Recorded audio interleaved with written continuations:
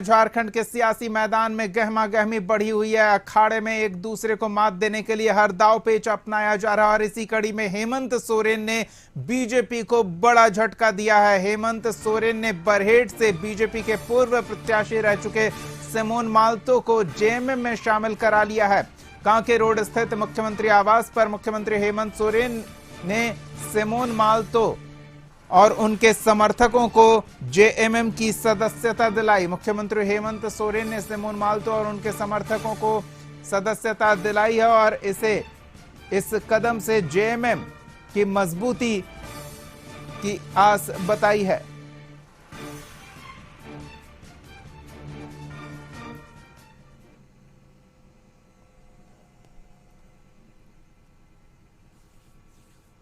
तो मुख्यमंत्री हेमंत सोरेन ने बीजेपी को बड़ा झटका दिया है। बरहेट से बीजेपी के पूर्व प्रत्याशी रह चुके सिमोन मालतो को जेएमएम की सदस्यता दिलाई है। सहयोगी संतोष और अधिक जानकारी के साथ जुड़ रहे हैं। संतोष, बीजेपी के कई नेता जेएमएम में शामिल हो रहे हैं और इसी कड़ी में बरहेट से पूर्व प्रत्याशी रह चुके सिमोन मालतो ने भी जेएमएम की सदस्यता ग्रहण की है। क्षेत्र में बीजेपी को कितना नुकसान होगा जेएमएम के इस कदम से? देखिए, लगातार जिस तरह से हेमंत सोरेन जो मुख्यमंत्री झारखंड हैं और जिस तरह से बीजेपी के कई नेता, चाहे वो जो बरहेट से पहले से चुनाव लड़े हुए हैं, उसको अपने पाले में कर लिए, तो यह सहमात का खेल चलते रहता है। आज बरहेट से जो लड़े थे चुनाव, उसके बाद आज उन्होंने अपने पार्टी में शामिल कर लिया। तो कहीं ना कहीं बीजेपी जिस तरह से एक और जहां प्रस्तावक को अपने और शामिल कर लिया था बीजेपी, वहीं दूसरी ओर अब अभी एक बरहेट से बीजेपी नेता को शामिल कर लिया। तो कहीं ना कहीं सहमात का खेल चलते रहेगा, लेकिन इससे कहीं ना कहीं जो बीजेपी को उस क्षेत्र में जिस विधानसभा बरहेट है उसमें भारी नुकसान हो सकता है। लेकिन अब इसको कैसे अब उसको बीजेपी पाट कर पाती है या आने वाले चुनाव में कैसे उसको सहमात का खेल रोक पाए, क्योंकि लगातार जिस तरह से लुइस मरांडी, गणेश, कुणाल सारंगी और कई नेता बीजेपी के जो जेएमएम में शामिल हो गए, तो अब इसको कैसे भरपाई बीजेपी कर सकती है। लेकिन वो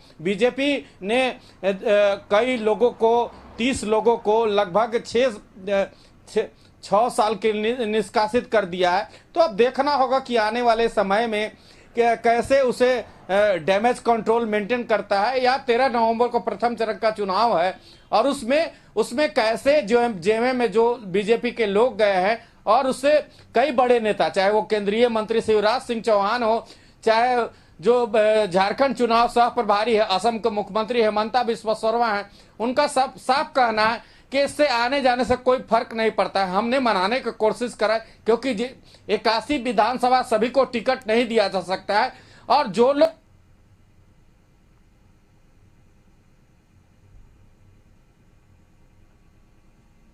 तो बिल्कुल स्वाभाविक सी बात है, हर व्यक्ति को टिकट नहीं मिल सकता और ऐसे में नाराज लोगों को मनाने में जो जुटे हुए हैं हेमंता बिस्वा शर्मा, वो पूरी तरह से कामयाब भी नहीं हो रहे हैं। कहीं कहीं कुछ लोगों को मना रहे हैं, संगठन में उन्हें बरकरार रखे हुए हैं, लेकिन बरहेट जो हाई प्रोफाइल सीट है उस पर एक एक कार्यकर्ता, एक एक नेता की आवश्यकता है। लेकिन यहां नाराज लोग संगठन छोड़कर दूसरे खेमे में चले जा रहे हैं। दोगुना नुकसान होगा बरहेट में। बीजेपी को एक व्यक्ति के जाने से अपना एक वोट कम हो रहा है, विरोधी खेमे का एक वोट बढ़ जा रहा है, तो दोगुना नुकसान है। बीजेपी को बरहेट में काफी मेहनत करनी पड़ेगी ऐसे में। संतोष,